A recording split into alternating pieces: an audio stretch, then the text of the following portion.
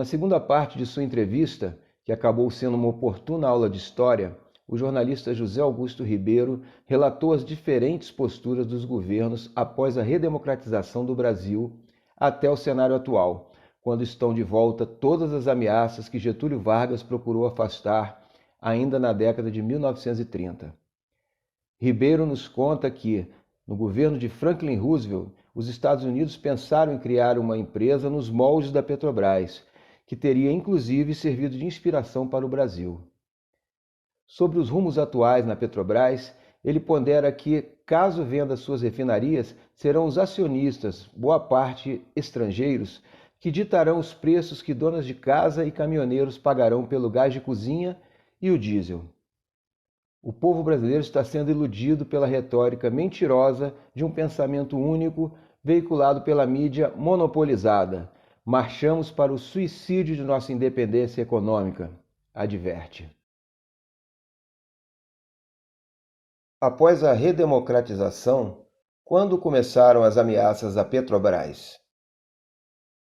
Com a redemocratização, a primeira ameaça à Petrobras foi o governo Collor, que não teve muito tempo para agir, né? Felizmente não teve muito tempo para agir.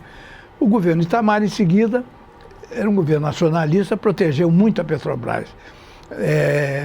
A coisa começou a complicar com o Fernando Henrique, que, a pretexto de flexibilizar, na verdade acabou com o monopólio estatal do petróleo, né?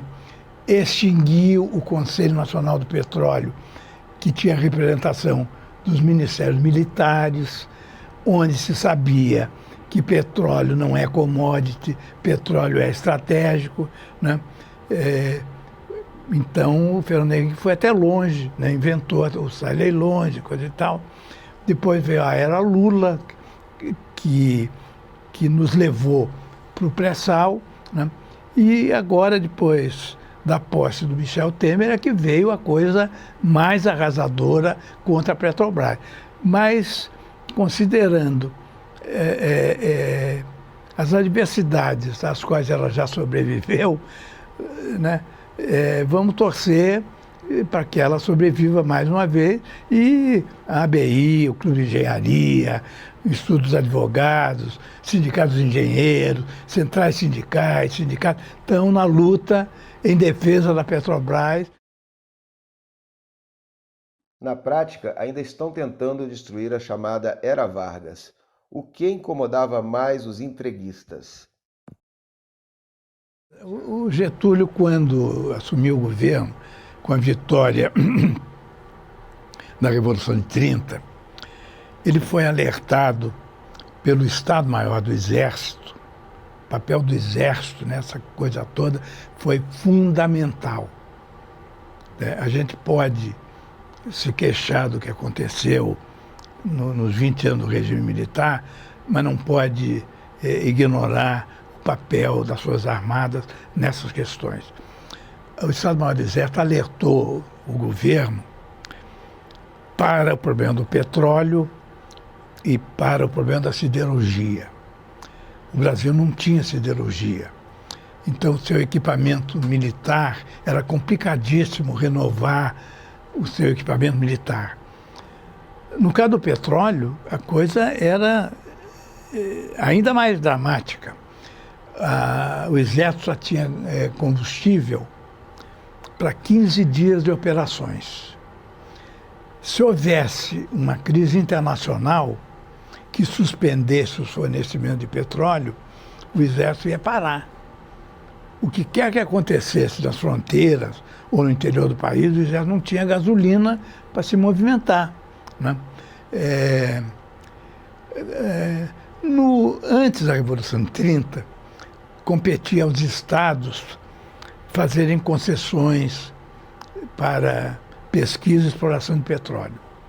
Então houve essa verdadeira farra das concessões.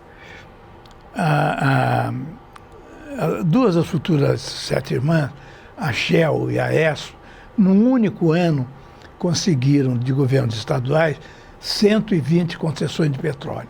120. O estado do Amazonas, daquele tamanho, foi dividido em 6 fatias. 4 das fatias foram concedidas à subsidiária da Standard Oil, que depois seria a Exxon, né, no grupo Rockefeller. E as outras 2 fatias foram concedidas a outras multinacionais.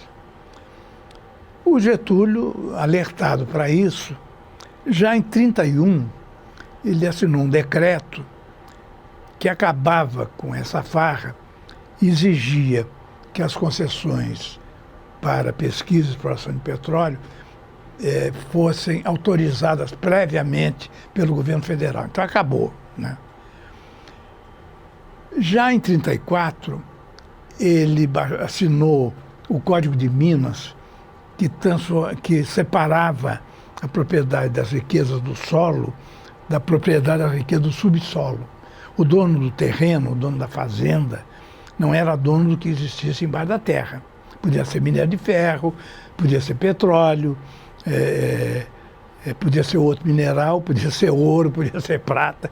Então a propriedade do subsolo era da nação, era do povo brasileiro, né?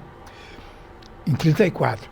Ele não pôde fazer muita coisa a mais, porque ele tinha que dar prioridade à siderurgia. O Brasil já exportava minério de ferro, então era urgente, até para a existência de uma indústria de transformação no Brasil, acelerar o projeto siderúrgico que veio a dar em Volta Redonda, né? Então não tinha como mexer no petróleo, entre outras, e também não se tinha descoberto petróleo no Brasil. Mas em 1938, ele aproveitou maliciosamente e patrioticamente, na verdade, o que aconteceu no México. O mundo estava às vésperas da Segunda Guerra Mundial. O Roosevelt, presidente Roosevelt dos Estados Unidos, tinha tomado partido abertamente contra o Hitler, mas ele não tinha maioria no Congresso e não tinha apoio da imprensa, da mídia, para ir adiante, né? Aí aconteceu que o presidente do México, o general Cárdenas, que era descendente de índios, né? Um grande patriota, né? O general Cárdenas nacionalizou o petróleo mexicano, que era explorado por empresas estrangeiras, muitas delas mexicanas, e era objeto de golpe de Estado, revolução, né? O tempo todo. As empresas que foram nacionalizadas protestaram e tentaram conseguir uma intervenção militar americana no México para recuperarem os seus postos de petróleo. A história das intervenções militares americanas no México era sinistra. Em meados do século XIX, os Estados Unidos roubaram do México, militarmente, metade do território mexicano. O Texas era mexicano, o Novo México era mexicano, o sul da Califórnia era mexicano. Passou tudo a fazer parte dos Estados Unidos. Tanto que um dos ditadores mexicanos mais servis aos Estados Unidos, né, mais subserviente aos Estados Unidos, mais prestador de serviço aos Estados Unidos, que foi o general Porfírio Dias, fez uma frase que foi eternizada. Ele diz assim: pobre México, tão longe de Deus e tão perto dos Estados Unidos, na fronteira. Bom, o Cárdenas conhecia muito bem essa história toda e arriscou. Ele nacionalizou o petróleo. Aí as empresas correram, inclusive para militares americanos, para pedir a intervenção dos Estados Unidos contra a nacionalização do petróleo mexicano. O Roosevelt, como o Cárdenas esperava, foi contra. E disse: olha aqui, nós não podemos intervir no México mais uma vez. Se nós interviermos no México, a América Latina inteira vai ficar contra nós. Ótimo para o Hitler, né? Estamos numa situação de pré-guerra e nós vamos brigar com a América Latina inteira, não vamos intervir no México, nada disso. Aí houve uma negociação entre o governo mexicano e as empresas. o México foi indenizando as empresas direitinho, coisa e tal, e não houve intervenção americana. Aqui, no Brasil, o Getúlio acompanhou isso e percebeu que se tinha sido bom para o México fazer o que fez, e poderia ser bom para o Brasil também. Então ele baixou uma série de decretos em 1938, que ficaram conhecidos como os decretos que criaram o Conselho Nacional do Petróleo. Mas não foi só isso. Um dos decretos anulava todas as concessões anteriores, aquelas que ele já tinha brecado em 1931. Né? Foi uma verdadeira reforma agrária no subterrâneo, sem indenização. Sem indenização. Né? E o Roosevelt, como não tinha permitido intervenção no México, o pessoal ficou sabendo que não permitiria intervenção no Brasil. Então, não houve reação maior, quer dizer, com essas decisões de Getúlio, o petróleo ficou reservado para aquilo que no futuro o governo brasileiro decidisse fazer. Mas aí veio a guerra. Né? Não dá para pensar em instalar uma indústria petrolífera em plena guerra. Qual o impacto da Segunda Guerra Mundial na geopolítica do petróleo? A guerra deu mais lições ao Roosevelt, porque as empresas americanas de petróleo já vinham cooperando obliquamente com o Hitler. Por exemplo, na Guerra Civil Espanhola, que foi uma preliminar da Segunda Guerra Mundial, na Guerra Civil Espanhola forneciam petróleo ao Franco, que era o homem do Hitler na Espanha, para o Franco ganhar a Guerra Civil. Quando, pelas leis da neutralidade, elas foram impedidas de fazer isso, tentaram contornar a proibição vendendo petróleo, por exemplo, a Mussolini, que ainda não estava inteiramente metido no eixo com o Hitler. Essa coisa causou um tal escândalo nos Estados Unidos que houve uma comissão parlamentar de inquérito no Senado americano, presidida pelo então senador Harry Truman, que depois seria vice-presidente do Roosevelt e, na morte do Roosevelt, presidente dos Estados Unidos. Um jornalista um dia perguntou ao Truman, como presidente daquela CPI, como ele qualificaria o papel daquelas companhias petrolíferas na ajuda que davam direta e indiretamente ao Hitler. O Truman respondeu assim: traição nacional. Como Roosevelt reagiu? Nesse momento, ou pouco depois, o Roosevelt, depois de vários escândalos, né, que não vai dar tempo para a gente examinar em detalhe, o Roosevelt, depois de vários escândalos desse tipo, pensou em criar uma empresa estatal do governo americano para ter uma presença maior nas questões de petróleo. O Roosevelt pensou numa Petrobras dos Estados Unidos. E dá para pensar que a nossa Petrobras brasileira foi, de certo modo, inspirada por essa cogitação do presidente Roosevelt, o presidente dos Estados Unidos. Né? Isso deve ter ficado na cabeça do presidente Getúlio. Como assim?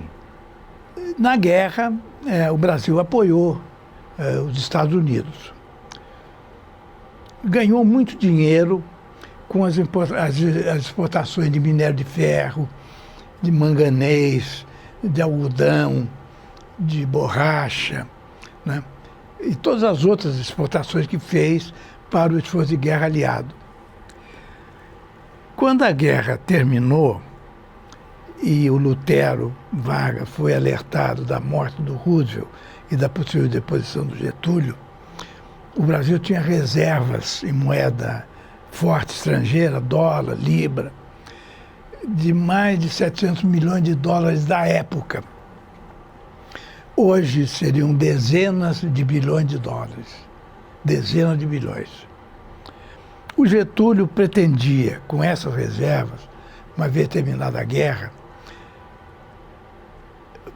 promover a duplicação de Volta Redonda, que já estava em construção, e também iniciar a construção de refinarias para o petróleo que o Brasil tinha descoberto em 1939 e para o petróleo que o Brasil pudesse importar em bruto para baratear o custo dos derivados, né?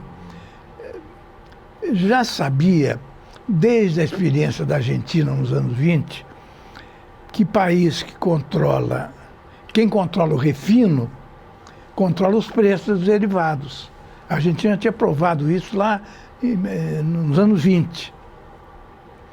Então o Getúlio queria, com esse dinheiro, queria construir refinarias, ainda que o Brasil tivesse que continuar importando petróleo bruto, refinava esse petróleo aqui e controlava o preço dos derivados.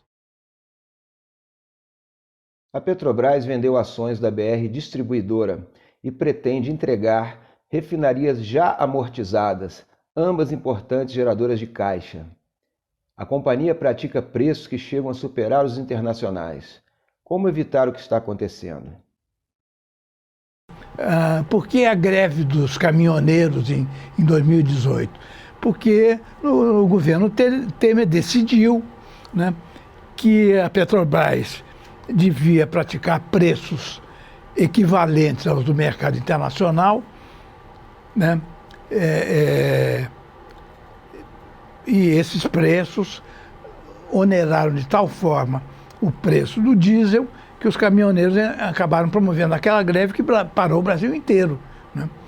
E num país que depende tanto do transporte por caminhão, movido a diesel, né, o preço do diesel não é uma questão de commodity, como se diz aí, é também uma questão estratégica, né? Porque afeta o preço do gás de cozinha que a dona de casa tem que pagar, né? E afeta o preço de todas as mercadorias que são transportadas por caminhão, né? E ainda agora, né, ignorando essas lições todas da história, né, o governo Bolsonaro está empenhado em vender as refinarias da Petrobras. Quer dizer, se vender, espero que esse mau passo seja detido enquanto é tempo.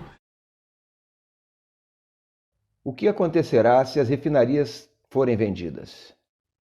Mas se vender, quem vai decidir o que a dona de casa pagará pelo gás de cozinha é o acionista estrangeiro, é o acionista americano da Petrobras, que naturalmente pensa nos dividendos dele, ele não está pensando na pobre dona de casa brasileira.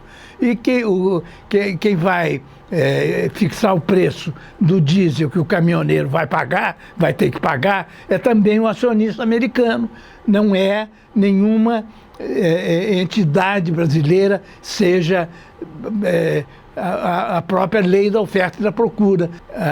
O povo brasileiro está sendo iludido por essa retórica mentirosa toda, por esse pensamento único todo, que não entra na grande mídia, também monopolizada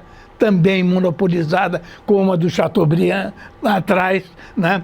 E nós estamos marchando para o suicídio da nossa independência econômica. Isso, convém lembrar, 2 anos antes de nós devemos comemorar os 200 anos da proclamação da independência do Brasil, no 7 de setembro de 1822. Estamos virando colônia de novo.